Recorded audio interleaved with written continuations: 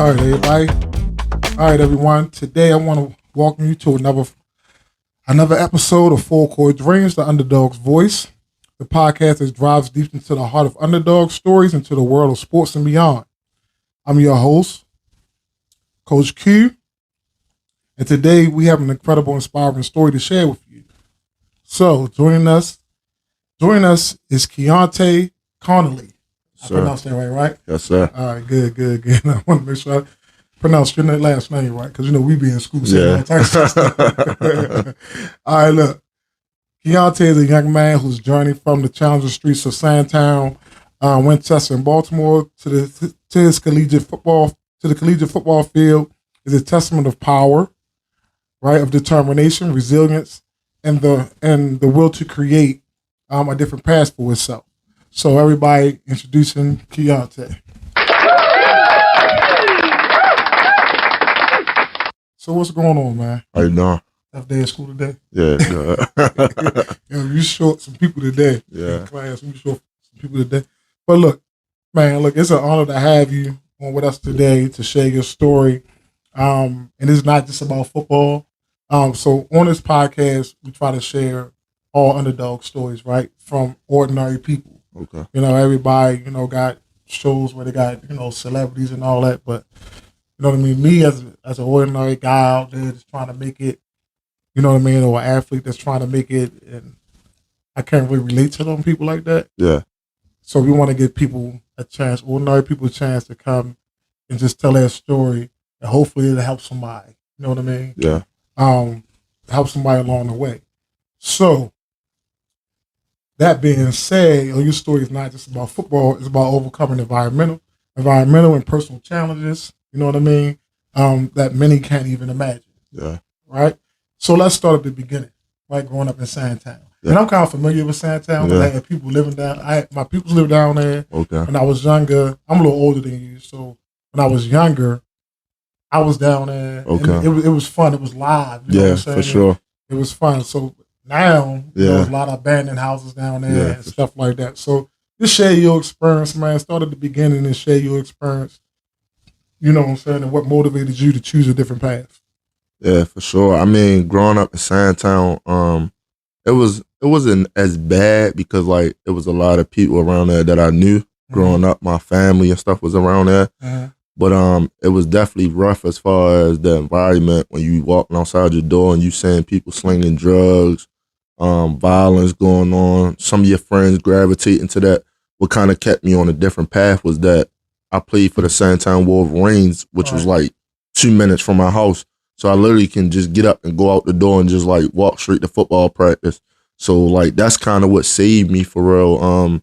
Just kept me on the right path, me being able to play football, me being around some good positive men. But as far as once football was over, it's just going back to the neighborhood, running around with the kids that's in the neighborhood, as doing mischievous things and stuff like that. But at some point you just gotta want to be different and make a difference in your family and in your life and stuff. Okay, that's good. Yeah, because I know that's how all of us was, right? We had to find something to try to get us away from where we was at. I mean, we had fun. Yeah. You know what I mean? Yeah. Being around, we had fun. But sometimes it's hard to be around that. To be around that, man. You trying to find a way. I want to get me and my parents and stuff. For sure. About here.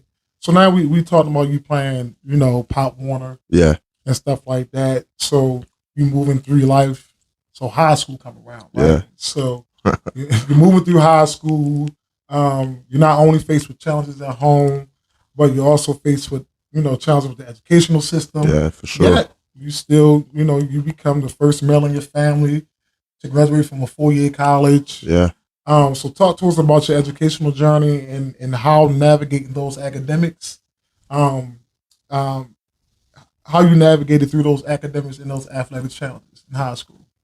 So even with growing up in the particular neighborhood that I grew up in, going to high school, and playing football for Sandtown Wolverines kind of gave me that youth football thing. Mm-hmm. So once I got to high school, some of the people in high school knew me from youth football.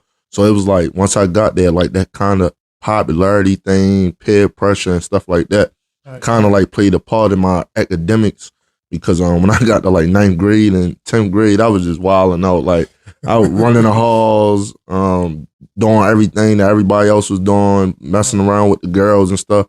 Not really focused on the academics, but me not really being on top of my stuff. My GPA had fell real low.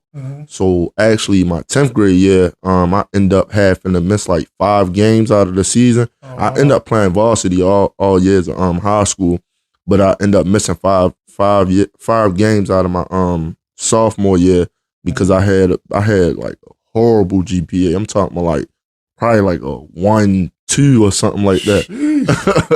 It's just running around, just not being on top of my stuff. But it kind of really like humbled me for real. So like once that happened, I set out the 5 games. Eventually I came back off of academic probation, and then from there like I kind of tried to do like a 360.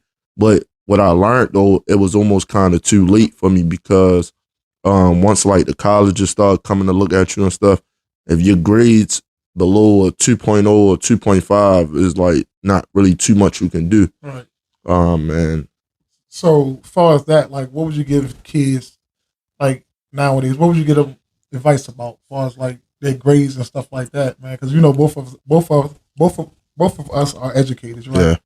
And we see how little knuckleheads around the school. And we try to tell like, yo, well, I'm the best at football. Coach, Mr. Collins, you can't play me, Mr. Collins. You know what I mean? So it's like, yo, you got the skill, but like student, you gotta be a student athlete. Student athlete, feel like your grades, yo, you gonna do my work. For like, sure. Mr. Collins, I got, man, like you gotta stay on top of your work, man. You tell them you want to go to Calvert Hall, you want to go to Concordia Prep, where I used to coach at. Like I know the coach at Concordia Prep. Like you ain't going there. Like they ain't playing that. You ain't on top of your grades now. Like they gonna look at what your grades look like. If you ain't on top of it in middle school, you ain't gonna be on top of it in high school. Not at all.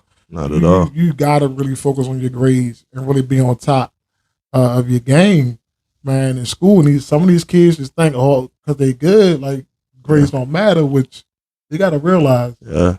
These schools get money based off of how many people graduate off these athletic teams. For sure. Right, especially these colleges. They get like it was a whole thing about grades. The thing that happened in North Carolina, right? So it was a whole thing about grades, man, and dudes having books under cat in the hat books under his bed and trying to learn how to read and stuff. Right. So they came up with a thing where like these schools, in order for you to get a lot of money, your student athletes you had to have student athletes graduate at a higher percentage. Yeah. It wasn't no, man. So now these coaches ain't looking for no dumb athletes. Yeah, for sure. Like I said in my last part, like even though I coach basketball, even with like you cannot really you can't fake it. Like you got to be really smart to play sports. Yeah. And these kids don't know like, you got a lot of reading to do. They just think, we went out there to catch a ball. No, dude, when you got a playbook that's for sure, and you don't know what X and Y and Z is, it get real. It gets real. It gets really real, man. With that. So speaking about college, right? Yeah. Go ahead. You was about to say that? Yeah. So basically, I would just say like, by me like doing what I do now, as far as like training athletes and stuff like that. First, I always just kind of like make sure they on the right path with their grades and stuff. So I always try to tell them like, man, when you get to the 9th grade, man, don't let that GPA drop. You need to be at a GPA at a 4.0. You need to stay at a 4.0. Right. Nothing less than a 3.5, man. Because later on down the line, you're going to need those grades to get to where you need to go at. You can't just depend on your athleticism all the time. So just basically being a student first. Student first. Always a student first. That's why when they say student athlete, the student comes first. Yeah. That's why the word student comes first. Yeah. So talking about that, so now you transition from high school, and now you're on your way to college. Like you overcame a lot of stuff. Yeah. Including your grades and stuff. So now you have a chance, right? So now you transition to the college football. So transitioning to college football, it brought on its own set of challenges for you, right? Yeah. And a cultural shock. Like that, so let's talk about that. Yeah. I know your first stop was Oklahoma. So how did that go? So initially for me, by my grades not being so good, in high school, I did end up receiving a scholarship offer to an NAIA school in Oklahoma. Okay. With that being said, I had to go to summer school down in Oklahoma for academic probation. Right. So basically that means that I had to do summer courses to qualify for the football season. Right. And for my scholarship to go into effect. So immediately after I graduated from Emerson Westside High School, the next day I had to go to Oklahoma to start my summer school classes. Yeah, so it was really tough for me because I went down there by myself. I was in a small town called like Muskogee, Oklahoma. Yeah, and it was rough. It was like a lot of racism going on and stuff like that. So it was Muskogee. Yeah. Anybody from Muskogee out there? Yeah, it was tough, man. It was just me. I mean, it literally was just me. It wasn't no other football players down there. Oh, wow. Yeah, so like, because it was summer school, everybody was home at this point. Right. So it was just me and like probably like 3 other guys that didn't play no sports at all. They was just students. So like for me, I just had to learn how to like try to really adapt as much as I can. Mm-hmm. But just being away from home and just not really knowing nobody and all that type of stuff, it was a lot for sure mentally, because like I said, we don't. For one, is like I've really never been outside of Baltimore like that, right, ever in my life, besides probably like youth football. But like for a long period of time like that, it was a cultural shock because it was just like a lot of stuff that I wasn't used to. Right. You know what I'm saying? Right, yeah, and that can be a lot for a freshman. Like you ain't even have time to breathe. For sure. Graduate, cap and gown thrown in the corner, get on a plane. Absolutely. And then go down Muskogee. Yeah, absolutely, for sure. Like, what the heck is Muskogee? Yeah, I'm talking about like it was just a small town. Like 500 people in that town, huh? Yeah, 500 people. Walmart was probably like 5 miles away. Oh, man. You had to walk. Everything is walking. Oh, my God. So it was a beginning of a good journey though, for sure. Mm-hmm. So, what was that like? All right, so that experience, right? So that drove you to a decision to decommit. Yeah. So initially once I went into the summer school program, I already knew in my mind, like I told myself, like once I get into college, I'm gonna be a better student than I was in high school. Right. So once I got there in the summer program, I really focused on being a student. Like I was like on top of everything, and I really wanted to qualify to get into the school. But it was just a lot of stuff that like the dorm rooms and stuff like that wasn't like up to par. Like I said, small town. It was a lot that played the fact that me decommitting, but I ended up finishing my courses there, so my grades was good during the summer period. So it still helped me out as far as like my transcripts. Okay. But once I decommitted, I was just like on a go for another school. But in that process, I was already kind of like trying to find somewhere to go at, so I don't just come back home to Baltimore and do nothing. Exactly. That's what I try to explain to my girls. Like that's in college playing basketball. Yeah. Like it's nothing. You've been here all your life. Yeah, like, for sure. Get away. Yeah. Get away and explore, man. And you can always come back home to visit. But for sure. Like, get away and explore, man. Live life. So you went from Oklahoma, right? Yeah. To seek a different role via junior college, in Minnesota. For sure. So how did that go? So initially my older brother, which he passed away. Sorry to hear that. Yeah. My older brother played basketball for a college in Minnesota called Vermilion Community College, and he in the midst of me coming home, he was like, "Man, we gotta find you a school to get to." He was like, because at that point, a lot of kids from Baltimore was going to like California JUCOs. Yeah, like Cal Poly. They was going to those JUCOs there, but a lot of those JUCOs didn't have dorm rooms and stuff. So my brother, by him going to Vermilion, he was like, "Man, listen, you gonna come out here in Minnesota, and we're going to get you to a JUCO that got dorms, so you ain't got to worry about your living situation." Right. You know what I'm saying? Then a lot of JUCOs don't offer scholarships. So basically it was more so about like making sure it was a good financial situation for me. Mm-hmm. And then once I came home, it was still enough time for me to get home and then get right back on a plane and go to Minnesota. So I came home from Oklahoma probably like right in August, and then I jumped right back on a plane and went to Minnesota to a junior college called Fond du Lac Tribal Community College in Cloquet, Minnesota. Well, these names. Yeah. Okay. yeah, for sure. And that is names, it was another small town. This was actually on a reservation, so it was a lot of like Native Americans and stuff there for sure. So that was another cultural shock. So yeah, so like all of this stuff is really different from me because where we coming from, we ain't saying none of this. Exactly. You know what I'm saying? Exactly. But at the same time, it's kind of really like teaching me how to be like more open, being able to adapt, being able to network and talk to different people and stuff like that. So and that's a good thing. That's why our kids need to go out and see the world for sure. And that sports can help them do that. Like I tell my kids, don't let basketball use you. Yeah, for sure. Use basketball to travel, the network. It's because you like everybody ain't gonna make it to the NBA. Yeah, everybody ain't gonna make it to the NFL. Yeah, for sure. But somebody might. Somebody might be a Fortune. Because think about it, most athletes become Fortune 500 company. Yeah, you know what I'm saying, running Fortune 500 companies, right? So you never know. Like you go to school, you get your degree. The dude you play football with, head of a Fortune 500 company. Yeah. You know what I mean? Y'all been cool all that time. You're like, man, come on, work for me. Yeah, you know what I mean? For sure. So use football to build relationships, man, and use basketball and other sports to build relationships because even though you might not be making $1 million in the NBA, NFL, soccer, whatever, you always, you can make it at doing something else. For sure. You know what I mean? Because you're networking and meeting new people, man, you never know. I always tell people, you never turn on the opportunity. Yeah. And never be afraid to speak to somebody. Because like these kids these days, I don't want to talk. Like, for instance, so this is going off a little track. A little bit. Well, not really. But so it's a girl in my class that can draw real good. Okay. So I gave her my book. So I said, I want you to draw this for me. So she on that. She's sketching. And she's like, how work? She was looking at her work. And I'm like, your work is like really good. She's like, well, I said, listen. Don't ever doubt yourself. Yeah, for sure. Because this is really good. Yeah. And me having a book, I might want you to illustrate my next book. Absolutely.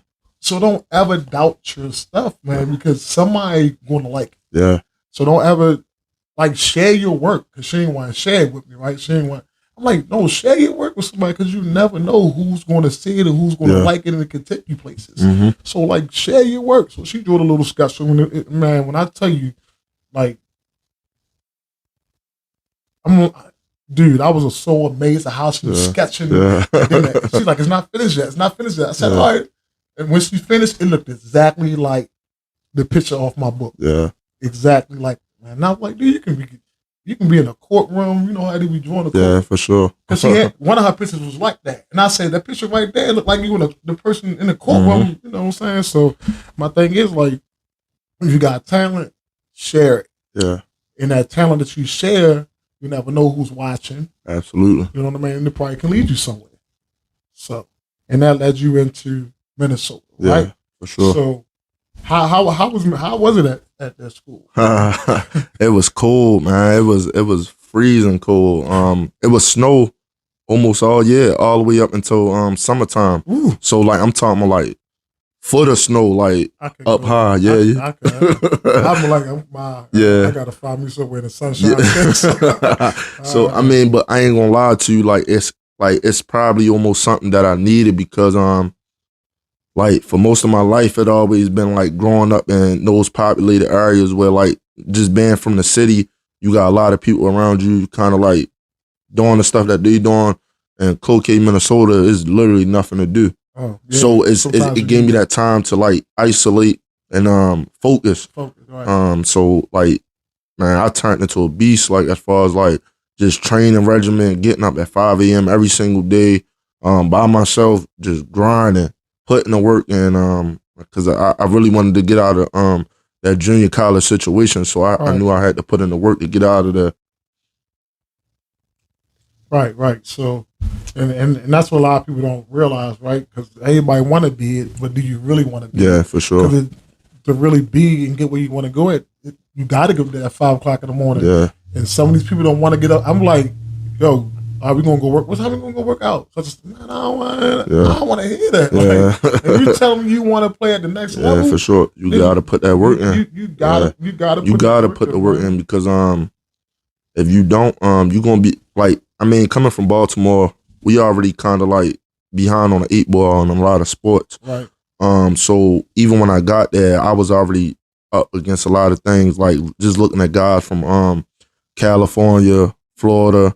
They already had the upper hand, size, speed, all of those things of that nature. So it's kind of like if you get up there and BSing, then you limit your opportunity to go to the next place that you need to go at. So for me, it was just like just paying attention to what was really going on and just knowing like, man, I gotta outwork these guys because I'm not the biggest, I'm not the fastest, I'm not the strongest. But if I put in the work and work as hard as I can, I mean, the sky's the limit, really. Right, and y'all heard what he said, not the biggest, not the fastest, not the strongest, and that's what the underdog is. Like, when you feel like that, man, you feel like, yo, I got to do extra. Yeah, for sure. And especially as young black men, man, like, we always figure, like, when we out in the world, like, people look at us different. So we got to prove ourselves. We always trying to prove ourselves, man, when we go out into the world. So if we even if we are bigger, faster, and stronger, we still proving out, trying to prove ourselves. For sure, We're still trying to prove ourselves. So, so doing all this stuff, right? So you faced a lot of personal tragedy, and I want you to talk about that. I'm not gonna, I want you to talk about that.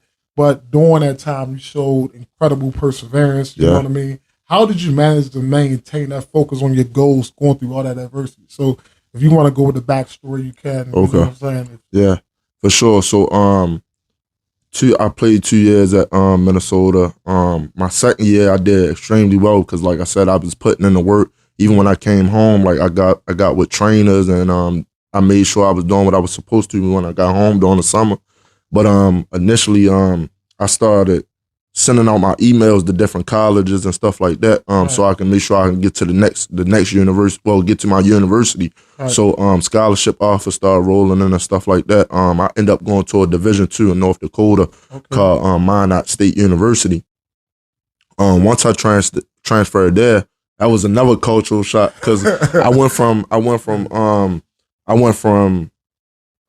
being on a reservation with Native Americans to going into a PWI, which is a predominantly white institute, and it was so much different for me because it was like it was not that many black people up there at all.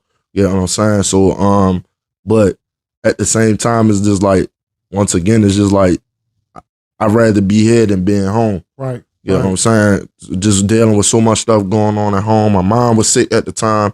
Well, my mom always really been sick. My mom had cancer back when I was like 7 years old, and she just been a survivor, just going through those different phases.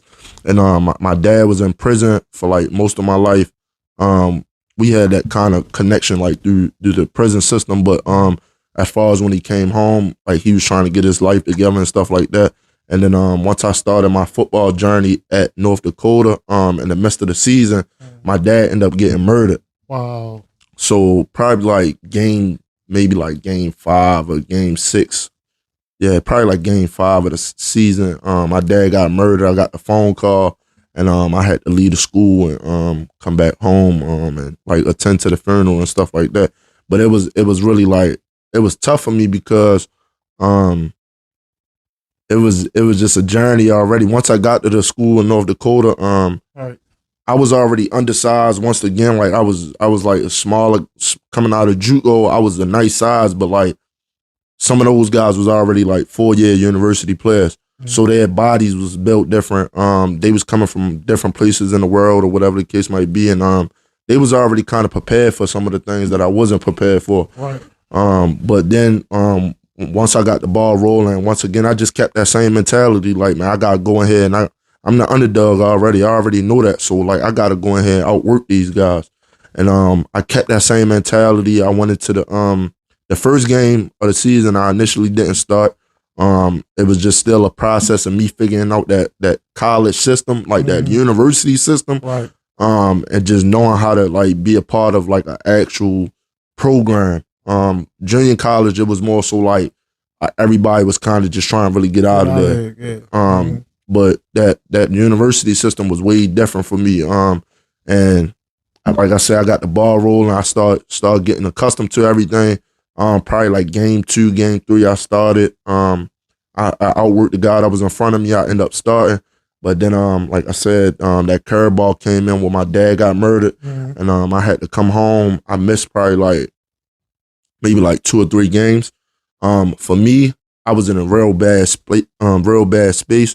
I really didn't want to go back, but I was like, man, I gotta finish what I started. Right. So I ended up going back, and I ended up finishing out the season. And it was just tough being there because it was just I was probably 36 hours away from home. My dad just got murdered. I haven't properly grieved all the way. Right. And stuff like that. So it was still tough for me when I got back, but I try to finish out the best way that I can with what was going on. And I ended up finishing there. And I got an emergency transfer because my dad, so a lot of times some coaches won't let you out of your scholarship. Right. But they end up letting me out of mine because my dad got murdered and they gave me an emergency transfer, meaning I can go anywhere I want as long as I got a good situation. Yeah, for sure. Right. So I end up getting an emergency transfer. I was already sending out my emails, and just back this something I always want to tell everybody that's from high school up into junior college and stuff like that. You gotta do the work yourself. You can't always put put everything on the coaches or your parents or anything like that. If you really want to go somewhere, you really want to do something, you gotta put in the work. And I say that to say this. If I show y'all my emails, I was emailing coaches the whole staff and directory. I used to email probably 100 coaches a day from every program, D2, D1, D3, NAIA, everything. Dude, I'm glad you said that. I am so glad you said that because, my AAU basketball program, right? I don't rely on tournaments to get my girls recruited. Yeah. So I did exactly what you did. Yeah. I set up all my girls have profile pages. They got access to 2,000 coaches. Yeah. So I tell my girls, what you rather have done? Would you rather for 20 coaches to see you, or would you rather for 2,000 coaches to see you? Yeah, for sure. So email these coaches. When you email, I will email. Yeah. Be a part of your recruiting process. So mostly every girl that I had play for me that play college basketball right now, no matter what level it is, got there by emailing coaches. For sure. And sending them their film. And we recorded everything. Yeah. So on our platform, I got video over probably 1,000 videos. Yeah. So the coach can watch the girl, okay, she was a freshman here, and watch her growth. Yeah, for sure. You know what I mean? Yeah. And tell if the coach will be there when she's a senior, who knows? But I told my girls, you get the advantage over other people because people just sitting back waiting for colleges to sure. Yeah, they think they gonna knock on the door. Yeah, contact these coaches for sure, definitely. Yeah, contact them because they don't have time. They can't see everybody. For sure. Only people they seeing is the ones that's being talked about. Yeah, for sure. But you might be better than the ones that they're being talked about. For sure. But you just don't have that platform. Yeah. So email these coaches, send them your film, and I'm telling you, we get at least 5. If we got 10 girls on our team, 5 of them don't want to play college basketball. They just want to play. Probably 3 of them. 2 of them. But I at least have 5 girls on my team and all of them go to college. Yeah, that's good. All of them go to college because they follow my system. Yeah, for sure. I'm don't rely on me. Yeah. I email for you. Yeah. Dude, I got a lot of stuff to do. Going on. For sure. I need you to email. They're like, how many coaches I email? I don't email 20 coaches a day. Yeah, for sure. Definitely. 20 coaches a day. Yeah. And it's like, I ain't saying send the same email. Yeah, for sure. But email 20 coaches a day. Yeah. 20 coaches a day. And see what happens. Yeah, for sure. Man, I got one girl that's constantly email. This girl ain't had no office. She came to me last year. Ain't had no office. Nobody looking at her, nothing. Yeah. This girl the whole summer at the AAU season, emailing, high school time, emailing. Now she's one of Bethany. Yeah, that's tough. You know what I mean? D3 school, just email coaches. Yeah, for sure. If they're going to like you, they're going to like you. Yeah. You only need one yes. Yeah, you only need one yes. That was my whole mindset. Right. That was like, man, I only need, and that's why I used to go to every web page.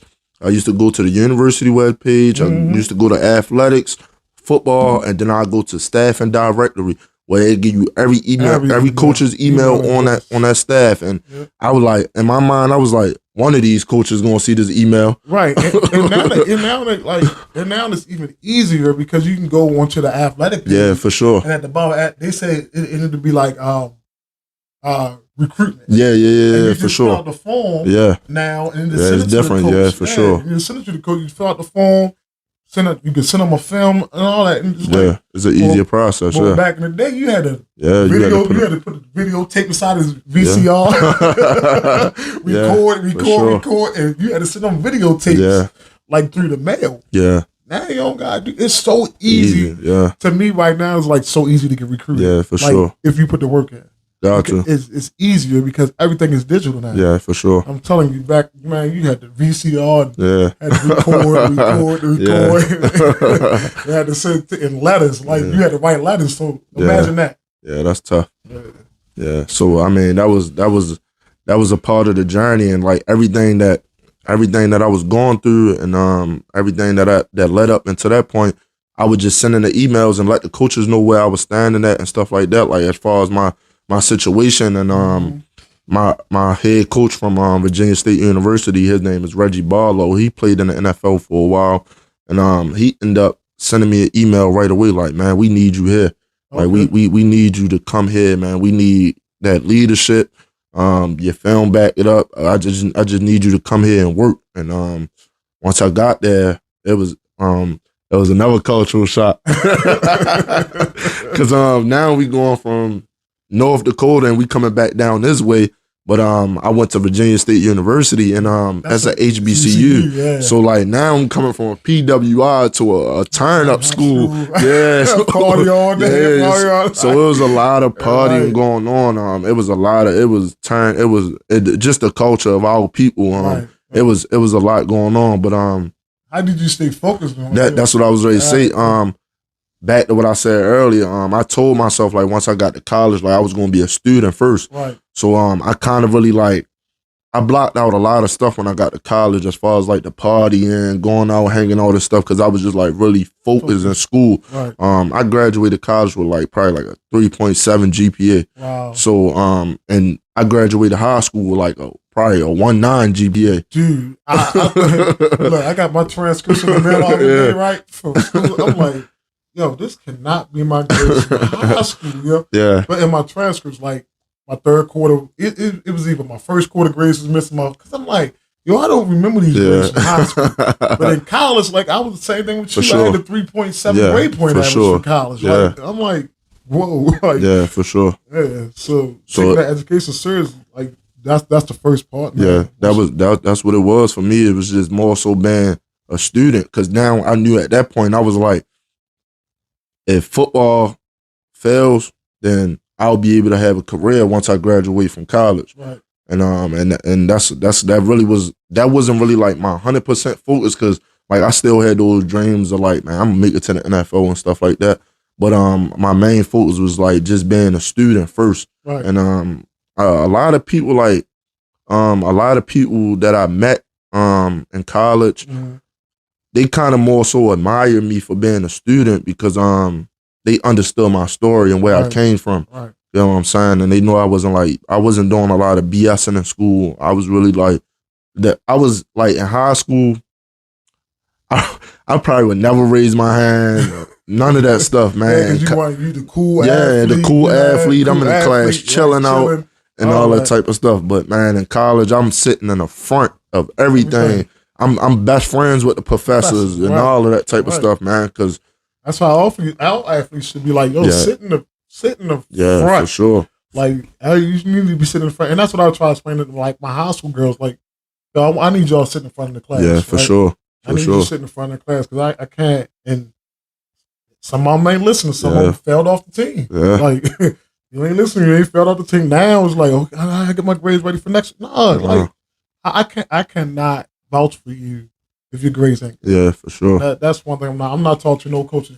For sure. Definitely. You ain't messing up for everybody else. Definitely. So, man, look, your story is the epitome of an underdog story, man. From the beginning, from being undersized as a player. What position did you play? I played defensive end, but and linebacker. So I was more so like that Micah Parsons. Okay. Yeah, like kind of like a hybrid defensive end slash linebacker. Yeah, for sure. And just imagine me though. Yeah. When I played football like 1 year. Yeah. In high school, and then I hurt my back. Okay.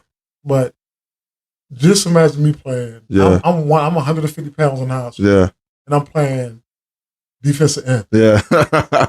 And I think it's because I was fast. For sure, yeah, for sure, definitely. But I could hit hard. Yeah. And dude, that side, like my homeboy Sherman, rest in peace, him, my homeboy Jermaine was the corner. Yeah. Sherman was the D tackle. And that was a defensive end. Yeah. Nobody went on that side. Yeah, for sure. Nobody went on that side. Dude. For sure. we was just smacking them. Yeah. And we was playing against Carve one game. Okay. And they threw a screen pass on the 2-yard line. Yeah. Now I could have intercepted the screen pass, right? And scored. I didn't want to. Yeah, you wanted to hit. I wanted to hit. So you caught the ball, for sure. and I hit him and lift him up. And when I tell you, my homeboy Jermaine, he dove in the air over top of me, and hit the dude, Both of us drilled the dude in the ground. Dudes were like, yo, take me out. That was some fun time. But I'm like, I was only like 150 pounds. Yeah, for sure. Definitely. 150. So I understand, being the smallest thing. Yeah, for sure. Being small. And then my coach had me play nose tackle one day. Yeah, for sure. Played against Curly and I played nose tackle. Yeah. And I was just bowing over the center. For sure. Yeah, and that be the thing. That's what I'm saying. Like some of those positions, like even with now, like a lot of those positions, like we be playing out of position. Mm-hmm. So like you get used to those things, and then when you get to the next level, it kind of be like a lot of kids, they get discouraged because they wasn't prepared to go and play a different position. They was only prepared to play the position that they played. So for me, it was kind of like, even though I was like undersized, by me having that work ethic and that motor, it kind of, for sure, it kind of like just played in my favor for real, because I was able to outwork the heavier guys. Right. Get what I'm saying? And you was a little quicker than them. Yeah, for sure. I was. For sure, definitely. Yeah, so that all that worked out for you. Yeah. Like I always tell people, the lowest man to the ground always wins. For sure, definitely. Yeah, lowest man to the ground always wins. So and being undersized as a player, like you faced a lot of doubt and about your position, about your potential, right? Yeah, for sure. And then you're involved into a start at 3 different systems. Yeah, for sure. So I mean that's a great thing. So what lessons have you learned from being an underdog, and how have those experiences like shaped you as a player and as a person? The lessons I learned was really just like one thing I always kind of like told myself was just like always remain humble for one. Mm-hmm. Don't ever get too overzealous or get too big headed. Even if you're doing something good, don't get too big headed about that one thing that you're doing good, because there's always somebody out there working a little harder than you. Right. So for me, just being undersized, like I said, me being up against guys that was from different states and stuff like that, I just learned that, like, man, hard work and dedication. You gotta put in the work. You gotta put in endless hours of work to get the results that you're looking for. And that also the same thing in life. You gotta be able to get up every single day and just put in the work, and everything that you talk about that you want, you can achieve. You just gotta work for it. A lot of people just think it's gonna come easy, but you gotta trust the process. Everything is a process in life. And you get up every single day, you do what you're supposed to do, and the process, you just gotta embrace it. And that was more so what it was for me. Like, I had started learning that in college. I was like, dang, man, all of this is just a process to me. Like, and I end up embracing that process, and it end up being the best thing that happened to me, really. Even with once I got to my school at Virginia State, some of the other teams that I was on in my other colleges was like, sorry. Like, we was like horrible, like, sorry. But that never really discouraged me, because, like I said, I was always a part of, like, just like, man, stay humble. You gonna get to a good situation at some point. Yeah, and I think that's gone right now. Like, I'm playing on this sorry team. Like, well, make people better. Yeah, for sure, like, definitely. If you're a real baller, you'll make people around you for better. sure, definitely. Like, you'll pump your team. Like, yo, I get a 5 o'clock in the morning. Yeah, for sure. Yeah. You want to get your teammates better? Yo, I get a 5 o'clock in the morning. Yo, this is what I do. For sure. You come with me. Yeah. You know what I mean? But now it's just like, no, I want to transfer. Nah. Yeah. Team sorry now. Yeah, for sure. Team sorry, Dad. I want to transfer. Yeah. I gotta do all the work. No, how about you, yo? listen, though, I'm about to go hoop. Yeah. Yo, won't you come out with me? So I'm gonna show you. You know what I'm saying? The last person on the bench, you should be bringing with you. Like, yo, come on, let's go work out. Yo, like, I want the team to get better, but sure. It ain't like that now. And it's like, man, this team's sorry. Oh, yeah. We ain't winning nothing. Let me go here. Yeah, for sure, definitely. Let me go there. So I don't think that. I think everything is an I thing now. Yeah, like, for sure. Like you said, don't nobody want to go through the process. Yeah. But the ones that go through the process, the ones that can really succeed. Yeah, for sure. Like you can be the top girl. People say it's a top girl, but I had this girl over here that's working. Yeah. But you don't think you got to work that much for sure. Yeah. Give me a year with her. I bet she passed you. And she's going to stay working because I'm gonna make sure she got that work ethic. Yeah. But nowadays it's just like don't nobody want to go through the process. And like Kobe said, the journey is the most. He enjoyed the journey. Yeah, for sure. Like not the end result. Yeah, it was the journey. The journey, like, definitely. Because when you enjoy the process, it makes everything better. Yeah, for sure. Because we can't control the end result. Yeah, for That's sure. like in a basketball game, or a football game. We can't control the scoreboard. Yeah. We only control what we're doing on the field and try to, and that's the journey. Absolutely. What we're doing on the field is the journey. What you're doing on the basketball court is the journey. What you're doing on the soccer field, that game is the journey. Yeah. Whatever happens at the end, long as you did your best. Yeah. Absolutely. You still won a game. For sure, definitely. You still won a game, as long as you did your best, man. Yeah, so that was good for me because like you saying, at the end of the process, my last year of college, we end up going 11-0. Oh, good. We won a CIAA championship. We went to the we went to the D2 national playoffs. So I mean, it was like, and once I got there, the guys there was giving me a hard way because they was like, man, we don't accept transfers in here. Like we've been here for 4 years, man. Transfers don't come in and start and stuff like that. But I already like you said before, that underdog mentality was just already in me. Right. So I already knew every situation that I got in, I just knew like, man, I gotta put in the work. I gotta work when nobody else is working. Right. And that was just my whole mentality the whole entire time, no matter what I was going through, the deaths that I faced, my mom being sick, my brother going through his situations at home and stuff like that. I just always knew like, man, I gotta persevere through all of this stuff. Right. I gotta make it because if I don't, it'll be like all for nothing. You know what I'm saying? Yep. So that's the underdog perseverance, man. That's the underdog spirit that you have, man. So look, your journey is powerful, man. It's a blatant reminder that where you start doesn't dictate where you'll end up. For sure. Right. You started at a town called whatchamacallit. Yeah. Yeah, for sure. You know what I mean? With 2 people population, population 2. Yeah, for sure. To go into a cold Minnesota, small school in Minnesota, to go into North Dakota, where it was cold at, yeah, for sure. Where it was cold as heck at. And you ended up somewhere, went 11-0. Yeah. So, like, people give up on that story. For sure, yeah. Right? Yeah. Like, don't give up on it, don't right? Give up, yeah. You wind up going to a school, wind up, winning the CIAA and things like that, man. So just to tell people, like, your story is not like everybody else's. Your path is different. Yeah. Right? Just don't give up on that path and keep on working hard, man. For sure.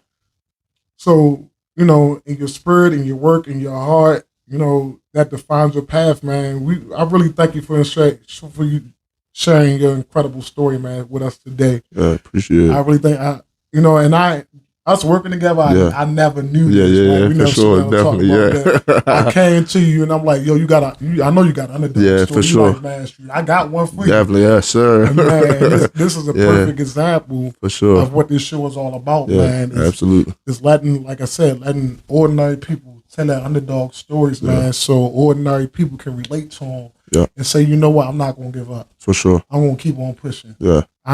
His story is just like mine, but, I'm going to keep on going. He validated what I'm doing. Yeah. And stuff like that. Hearing his story, really inspired me. And that's what I want. I just want to inspire people, man. Because all my years, like, I coached underdogs. Yeah, right? For sure. Have I ever thought of myself as an underdog? Yeah. Yeah. Sometimes I was the smallest dude on the court. I'm 5'11". Yeah. Right now, right? Sometimes I got on court with people that, like, oh, yo, you know, he ain't better than him. And I'm like, okay. Then I get on the floor and I drop 37 points. For sure. You know what I mean? Then it's like, okay, maybe he is, but and sometimes I like, for instance, for my story, it's like, and I never told my mother this, but she know it now, is that I had a chance, but I didn't take it because, again, I'm from Baltimore. Yeah. I didn't want to go to that Catholic school to play basketball. For sure. I want to see my homeboys. Yeah. And I never, even though the high school coach wanted me to come down there to his practice, imagine going to a school with the 9th grade class is 1,000 kids. This is a high school. Yeah. So Lake Clifton was like the biggest high school, that's one tough. of the biggest high. Yeah, that's tough. So imagine going into a gym with over 2,000 people trying out for the basketball team. Sheesh. How discouraging is that? Yeah, that's so tough. I walked in and I walked out. Yeah. And I didn't think like, okay, just let me go call the people and go to the private school. I didn't think that. I still wanted to be my homeboy. Will my life would have turned out better? I don't know. Yeah. I don't know. But I'm good where I'm at because now I can tell my story. I can have people share their story. For sure. So now somebody else is, better be able to navigate. Okay, I got that offer, but I ain't thinking about it. So I'd rather go here instead of hanging with my friend. They can still be my friends, but you know what I mean? And I'll probably have a better opportunity. For sure.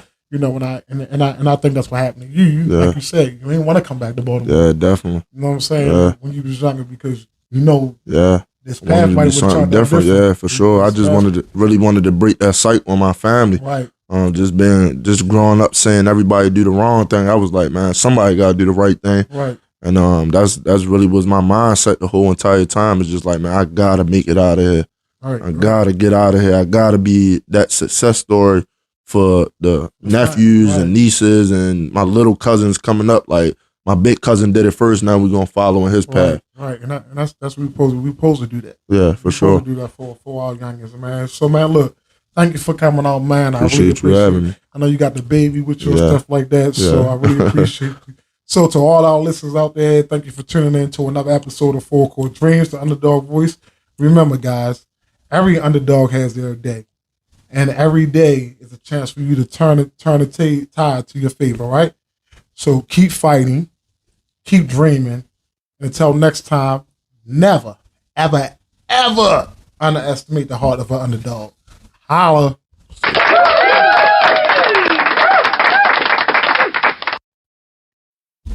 Yes, sir.